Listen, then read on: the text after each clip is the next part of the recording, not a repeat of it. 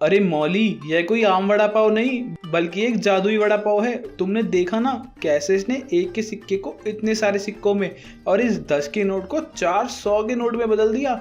उस बूढ़ी का आशीर्वाद तो सच में चमत्कारी निकला। मोहन नाम का एक गरीब आदमी अपनी बीवी मौली के साथ एक छोटे से गांव में रहा करता था।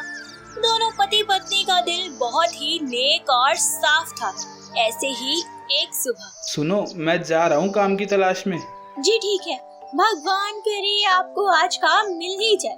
हाँ हाँ, तुम चिंता मत करो, मिल जाएगा। इतना कहकर मोहन घर से निकल जाता है। जंगल के रास्ते से होता हुआ जब वह शहर पहुंचता है तो काम की खोज में लग जाता है और आखिरकार काफी मेहनत के बाद मोहन को एक वड़ा पाव की दुकान पर काम मिल जाता है। शाम को घर आकर जैसे ही मोहन ये बात अपनी बीवी को बताता है तो मौली खुशी से बोलती है, जी मैं बहुत खुश हूँ कि आपको काम मिल गया। पर क्या? बोलो। ये वड़ा पाव क्या होता है? मैंने कभी खाया नहीं और देखा भी नहीं। अरे होता है कुछ आलू का बना हुआ, कभी लेकर आऊंगा तुम्हारे लिए, चिंता मत करो। ऐसे ही बातें करते करते दोनों कुछ देर में खाना खा के सो जाते हैं। वक्त गुजरता जाता है। एक दिन जब मोहन जंगल से गुजर रहा होता है तभी वह एक बूढ़ी काकी को पेड़ के नीचे राम राम जपते हुए देखता है। वह उसके पास जाता है और कहता है, अरे काकी, आप यहाँ क्या कर रही हो?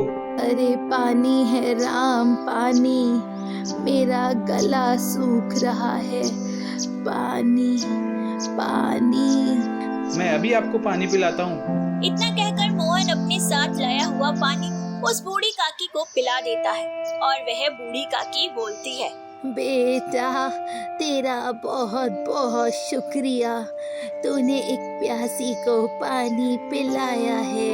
अरे कोई बात नहीं, बड़ों की सेवा करना तो छोटों का काम होता है। पर आप यहाँ क्या कर रही हैं? बेटा मैं यहीं एक पास के गांव में रहती हूँ।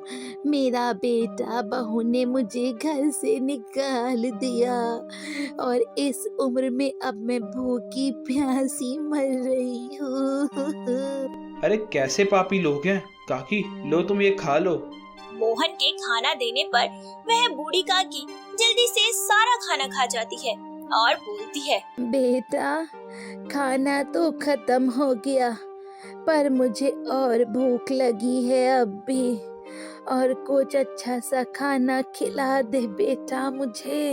उस बूढ़ी काकी की बात सुनकर मोहन उसे अपने साथ वड़ा पाव की दुकान पर ले जाता है जहां वह काकी को वड़ा पाव खिलाता है।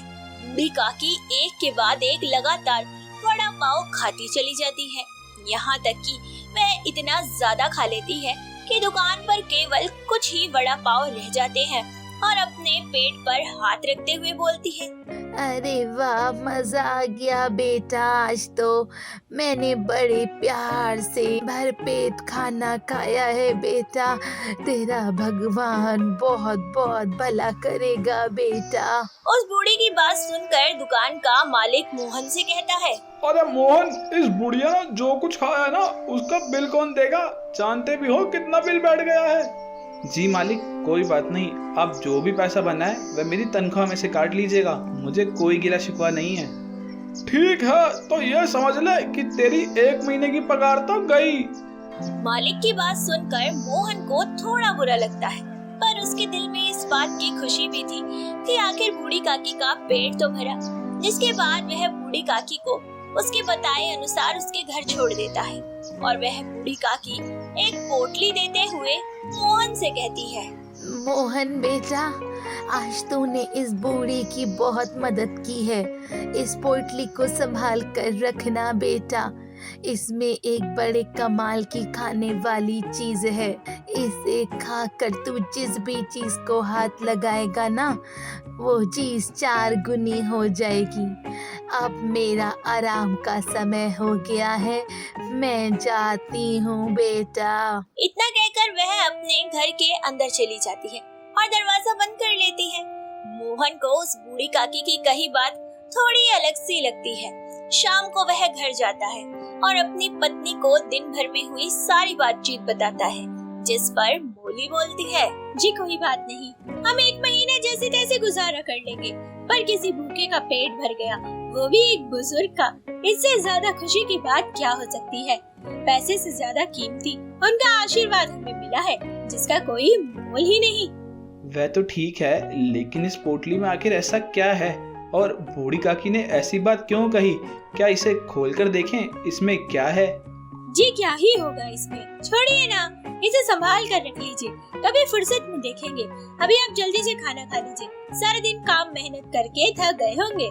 इतना कहकर मोली मोहन के हाथ से वह पोटली लेकर एक सुरक्षित जगह पर रख देती है, जिसके बाद दोनों पति पत्नी खाना खाते हैं और आराम करने लगते हैं। अगले दिन जैसे ही मोहन वड़ा पाव की दुकान पर जाता है तो पता चलता है कि मालिक ने उसे काम से निकालकर एक नया आदमी रख लिया है। यह बात सुनकर मोहन को बहुत धक्का लगता है और दुकान का मालिक मोहन से कहता है, देख मोहन, कल तू उस बुढ़िया को पकड़ लाया था, वह सारा का सारा वड़ा पाव भी खा गई और बदले में तुझे एक पैसा भी नहीं दे पाई, बल्कि तेरा ही पैसा मर गया। और इसीलिए मैं नहीं चाहता कि कल तू किसी और बुढ़िया को ले आए और अगले दिन किसी और को, इसलिए मैं तुझे काम से निकाल रहा हूँ भाई। मैंने एक नया आदमी काम पर रख लिया है, वो तेरे से भी कम तनख्वाह ले रहा है।